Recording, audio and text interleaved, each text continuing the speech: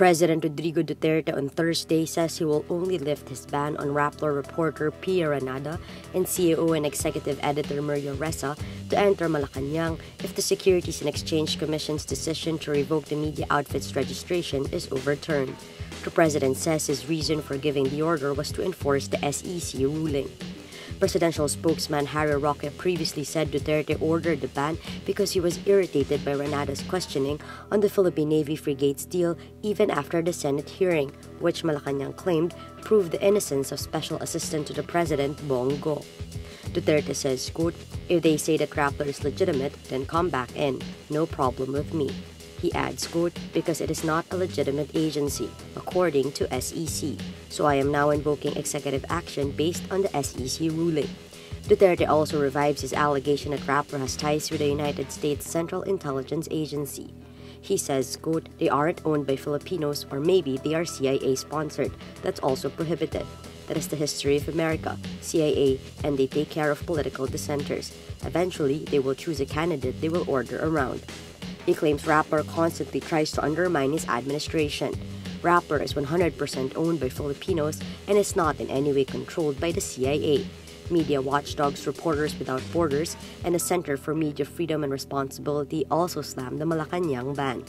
CMFR says, quote, "Should this pass without resistance, it will likely be followed by other acts and furtherance of the Duterte regime's march to tyranny, among whose first casualties will be free expression and the free press."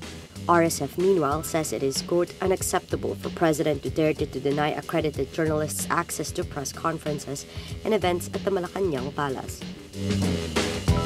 Speaker Pantaleon Alvarez denies allegations to call Davao City Mayor Sara Duterte-Carpio a member of the political opposition. This after the presidential daughter lashed out at Alvarez on social media Thursday. Duterte-Carpio said, quote, "You told the crowd he's the president. I'm the speaker. I can always impeach him. And you call me opposition?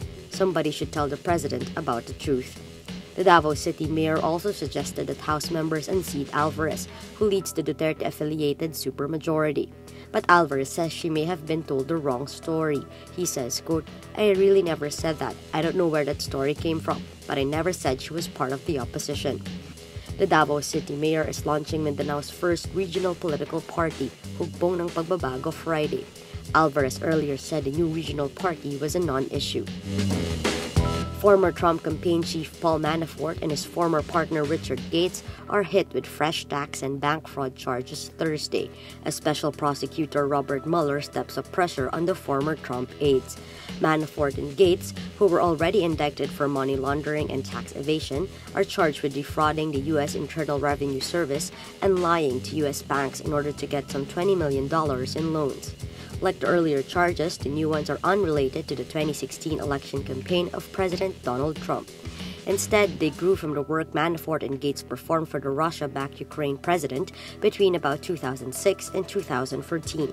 Mueller says the two laundered $75 million through offshore accounts, bringing a large portion of the proceeds into the U.S. as loans and purchases to avoid income tax.